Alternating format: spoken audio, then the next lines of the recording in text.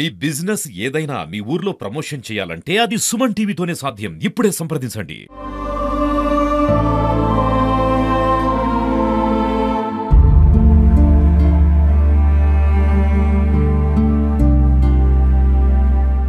Welcome to Suman TV. నేను మీ శంకర్. ప్రస్తుతం మనము నాంపల్లి మండలం దామర గ్రామంలో ఉన్నాం. అనుమానాస్పద మృతితోటి ఒక యువకుడు ఇక్కడ మరణించినట్టుగా మనకు తెలిసిన ఘటనతోటి మనం తెలుసుకోవడం కోసం ప్రస్తుతం మనం వాళ్ళ ఇంటి దగ్గరికి వచ్చినాం.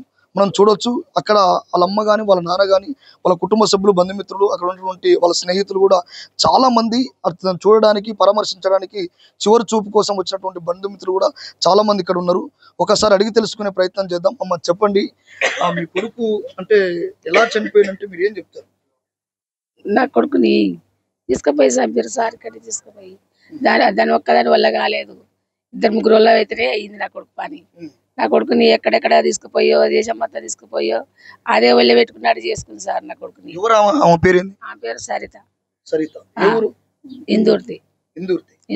అంటే మీకు తెలుసా, అంటే సరిత తోటి మీ కొడుకు ఇట్లా ఉన్నాడు, అక్రమ సంబంధం పెట్టుకున్న విషయం మీకు ఎప్పుడు తెలుసు? తెలుసు సార్, మాకు ఇప్పుడు 2 సంవత్సరాలు అవుతుంది తెలిసినప్పుడు మీరు ఏం అంటే పరామర్శ అంటే చెప్పలేదా? భయపెట్టడం, చెప్పడము, మందలించడం అట్లాంటిది ఏం చేయలేదా? చెప్పినాం సారు, చెప్పినా గానీ అది ఫోన్ల ద్వారా ఈయన పోయిండు. అక్కడ అది ఫోన్ చేసుకొని మేము ఎంత చెప్పినా గానీ ఈయనకుండా పోయిండు అక్కడ.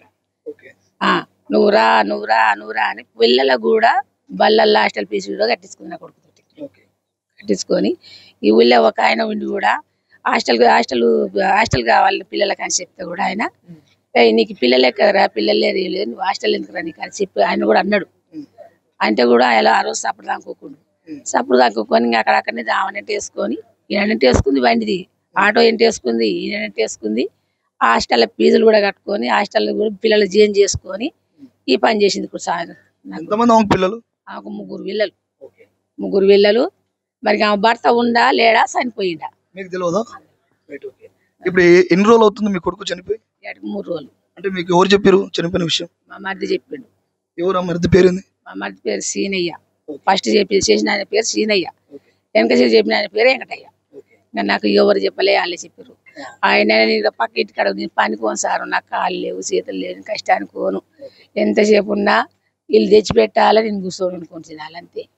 అంటే మీరు మీకు ఫోన్ చేసిన మీ మరిది చెప్పిన వెంటనే మీరు లొకేషన్ దగ్గరికి వెళ్ళిన తర్వాత మీ కొడుకు ఏ ప్లేస్ లో ఉన్నాడు, ఎక్కడ ఉన్నప్పుడు? అక్కడనే ఉండు. ఎక్కడ? అక్కడ లేడు. అక్కడి నుంచి తీసిరు. మరి కూడా నువ్వు కొంతసేపు చెప్పారు. ఎవరు? వాళ్ళు ఎవరులే. మళ్ళీ ఆ నుంచి దేరకొండ పంపించారని మళ్ళీ చెప్పారు. దేరకొండ మీ ఎవరు లేకముందే అనాథాన్ని పెట్టిర్రు. మేము తల్లిదండ్రులు ఉన్నాము, నాకు 2 కొడుకులు, వాళ్ళ మేనత్తలు, అక్కడ వెళ్ళిన అందరూ సార్ బంధువులు మొత్తం అందరు మస్తుగురు. అనాథాన్ని పెట్టిర్రు అంతే. అనాథాన్ని పెట్టాము. వీడ అనాథ దాన్ని వీడదీసారు. ఆడిపోయినాక నా కొడుకుల పేరు, నా పేరు, నా భర్త పేరు అక్కడ రాశారు. మరి ఈడ అనాథ అయినోడు మరి ఆడెట్టా ఉంటారు సార్? వాళ్ళకి తల్లిదండ్రి ఉంటారా? అన్నదమ్ములు ఉంటారా? ఉండరు కదా. మరి ఉండనప్పుడు అనాథైనా ఆన్నే ఉంచిపోతే అయిపోవుగా. ఆడ ఉంచిపోతే అది నేను ఏం చేసుకుందునో ఎక్కడ చేసుకుందును.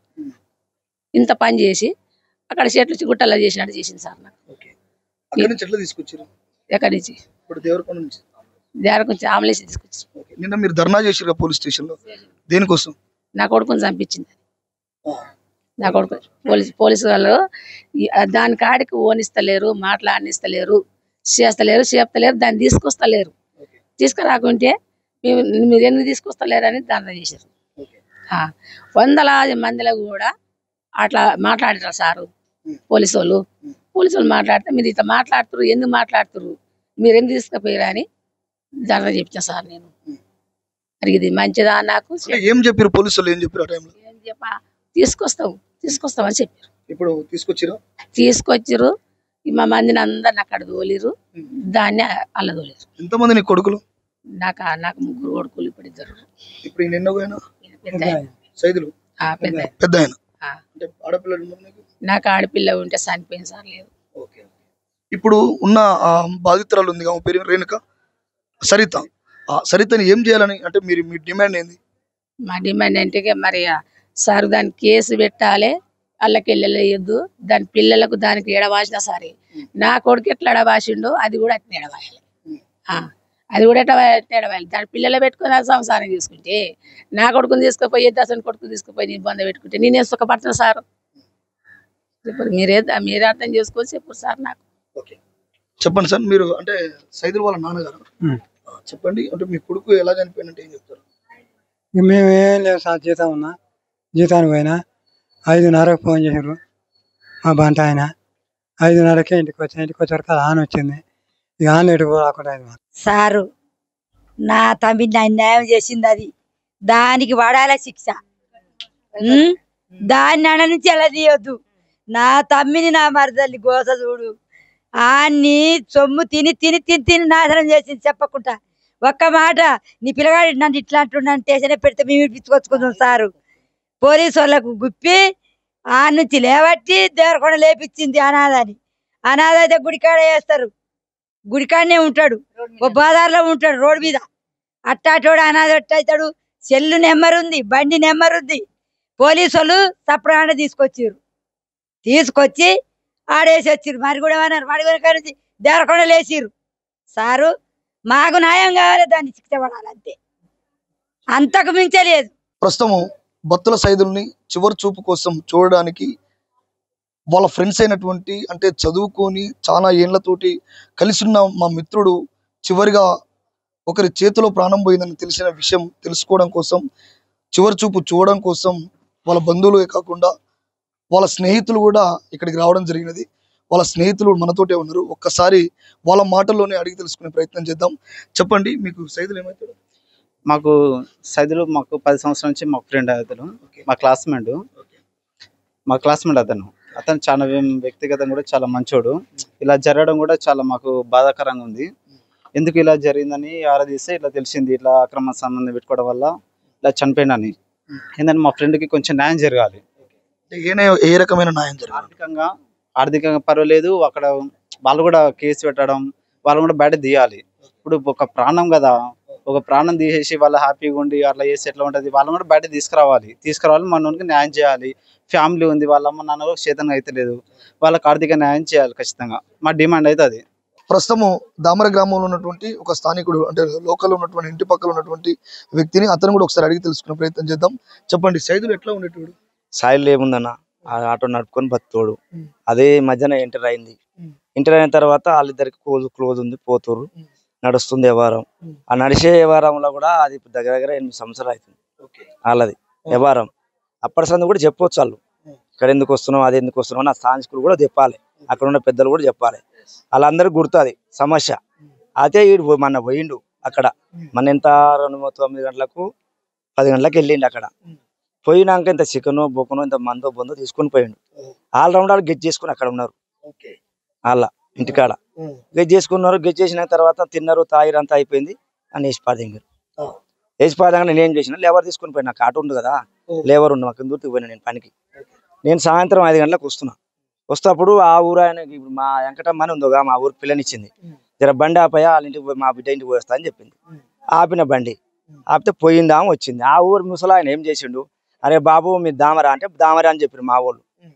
అంతే, సరే మంచిది, ఇట్లా పిల్లగాడు చచ్చిపోయిండు, ఇట్లా మీ ఊరు అబ్బాయి అంటే ఓళ్ళు అని మీ వాళ్ళు అడిగారు, మా వాళ్ళు అంతా ఆడోళ్ళు. అడిగితే ఏమన్నారు, మీ ఊరు ఆయన అంటే సైదులు అంటే ఆయన పేరు. అంటే మాకు ఏమైంది ఆలోచన, ఆడ సైదులు అంటే నేను పోతున్న ఆటోకు ఇంకో సైదులు ఉన్నాడు, ఆయన లేకరే ఇంకో ఈయన ఉన్నాడు, వీళ్ళిద్దట్లో ఓళ్ళు కావచ్చు అని చెప్పి నేను ఎంక్వైరీ అనుకున్న ఆలోచన చేసినాక మళ్ళీ ఆయన వేసా మాలన్న మాది ఏ వాళ్ళు చెప్పానంటే మాల అబ్బాయి సైదులు. నాకు అర్థమైపోయి వాళ్ళు ఇల్లు ఎక్కడ అని మేము 20 మంది తీసుకొని పోయినాం. లేడీస్ తీసుకొని పోయి ఇంటి దగ్గరనే పోయినాం. పోయే వరకు ఇట్లా గేట్ ఉంది, ఆ గేట్ ముందర పడితే చంపి బోర్లా మంది డబ్బా ఆడ పెట్టిరు. ఆ మంది డబ్బా కూడా ముట్టుకోవద్దు అన్నారు, మేము ముట్టుకోలే. చూసినాం, చెల్లు పక్కన పెట్టిరు, చెల్లు కూడా ఉంది.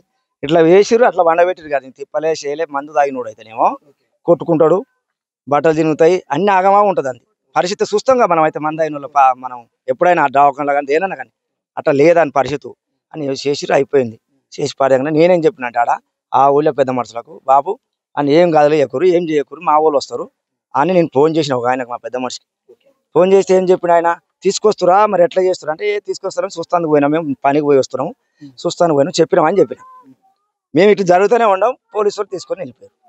అంటే అక్కడి నుంచి బాడీని అటు నుంచి తీసుకెళ్ళి కాలిచ్చారు. మరుగుడం పోయిరని మా పోయిన పోరలు ఏం చేశారు, ఆడికి పోతే లేదు మరుగుడం తీసుకుపోయారు అని చెప్పారు. మరుగుడం కూడా లేదు, దేవరకొండ పంపించేశారు. అది పరిస్థితి. అట్లా తీసుకుపోయేంత పద్ధతి అది. పోలీసులకు కూడా పద్ధతి కాదు. ఆడ ఉన్న గ్రామ సర్పంచ్ ఉండు ఒకడు అధికారుడు, ఊరికి మొత్తం అధికారుడు. ఊళ్ళో ఉన్న పెద్ద మనిషి గ్రామ సర్పంచ్ చెప్పాలి కదా, ఈయన ఎంక్వైరీ చేయాలి, సమాచారం ఇవ్వాలి కదా. ఈయనకి ఇవ్వకపోతే ఎస్ఐకి ఇవ్వాలి సమాచారం. ఆయనకి ఇవ్వలే, ఈయనకి ఒలిగిలే, వాళ్ళ దర్జన వాళ్ళు తీసుకొని పోయారు. అనాథ పిల్లగాడు ఓ లేరు వాళ్ళకని చెప్పి తీసుకొని పోయారు. నిన్న మేము ధర్నా చేసినాం అది మరుగుడ మండలంలో ధర్నా చేసి. దేనికోసం ధర్నా చేశారు? దేనికోసం అంటే మా పిల్లలకి అన్యాయం జరిగింది. ఎస్ఐ గారు ఏమని మీరు బయటికి వెళ్ళాలని మాట్లాడుతున్నాడు. ఆ రోడ్డు మీద ధర్నా పోయినాం. ధర్నా చేసినాక బయటకు వచ్చిండు ఎస్ఐ. అటు భయపడ్డాడు. మళ్ళీ మా నాంపల్లి ఎస్ఐ మనం పిలిపించుకుంటూ, సిఐని పిలిపించుకుంటూ, మరి కూడా చింతపల్లి మా ఎస్ఐని పిలిపించుకుంటూ అందరితో సమస్య జరిగింది. ఆడ జరిగిన తర్వాత మా కాడ ఏం లేదు, అది ఆడిది చిచ్చోరగా ఉంది, అది ఏముందుకని వ్యభిచారం చేస్తుంది, అన్నీ ఉంటాయి అని చెప్పి చేసారు. చేసిన తర్వాత మరి ఆమెకి పరిస్థితి ఆ ఇంటికాడ తెచ్చిండు. ఆ పిల్లగాని పరిస్థితి ఏంది, కుటుంబం మంచిది కాదు, ఆ పిల్లలు ఇబ్బంది ఉన్న వాళ్ళు పెడుతూలో లేరు, ఉన్నోడే పోయిండు అని మేము దుష్కారం చేసినాం. మాట్లాడిన పెద్ద మనుషులు 1,50,000 తీర్మానం చేసేది. అంటే ఇప్పర్తి గ్రామానికి చెందినటువంటి ఒక మహిళ, ఆల్రెడీ పెళ్ళై 3 పిల్లలు, ఇందుర్తి. అంటే ఇక్కడ దామరలో ఉన్నటువంటి మందుల సైదులు, బత్తుల సైదులు వారు అక్రమ సంబంధం ఉన్న సంగతి గత 8 సంవత్సరాల నుండి తెలిసిన విషయం అయినప్పటికీ కూడా నేరుగా తనను ఇంటికి పిలిపించుకొని తనకు అంటే సామరస్యంగా మాట్లాడుతూ తనతోటి అక్రమ సంబంధం వేరే అతనితో ఉన్నటువంటి 2 వ్యక్తులు కలిసి అక్కడ సంఘటన స్థలాన్ని ఇంటి ముందరనే మందు తాపించి వారే చంపారని చెప్పేసి ఇక్కడ ఉన్నటువంటి స్థానికులు కూడా చెప్తా ఉన్నారు. అక్కడ చంపిన తర్వాత స్థానికులకు లోకల్లో ఎక్కడ కూడా ఏ సర్పంచ్ కూడా ఇంటిమేషన్ ఇవ్వకుండా అనాథగా ఆ శవాన్ని చూపిస్తూ అక్కడ ఉన్నటువంటి పిఎస్ పోలీస్ స్టేషన్లో ఉన్నటువంటి పరిధిలో ఉన్నటువంటి వాళ్ళు కూడా ఏ ఒక్కరు కూడా అంటే గ్రామానికి కానీ గ్రామంలో ఉన్న పెద్ద మనుషులకు కానీ ఆ కుటుంబ సభ్యులకు కానీ ఇంటిమేషన్ ఒక కాల్ కానీ ఫోన్ చేయడం కానీ ఏదైనా చేయకుండా నేరుగా దేవరకొండ గవర్నమెంట్ హాస్పిటల్కి తీసుకెళ్ళి అక్కడ అనాథ అని చెప్పేసి చూపించి అక్కడ నుండి ఇక్కడ ఉన్నటువంటి స్థానిక వెళ్ళిన తర్వాత వాళ్ళు పోలీస్ స్టేషన్కు ఇదే శవాన్ని తీసుకెళ్లి ధర్నాలో దిగిన తర్వాత పోలీస్ స్టేషన్ నుంచి వచ్చినటువంటి ఎస్ఐ గారు మాట్లాడిన తర్వాత అక్కడ నుంచి పోస్ట్ మార్టం పంపించి నేరుగా ఇంటికి తీసుకొచ్చి ఇక్కడ దాన సంస్కరణలు జరుగుతున్న సందర్భం మనం చూస్తా ఉన్నాం. కెమెరామ్యాన్ అంజీతో మీ శంకర్, దామెరా.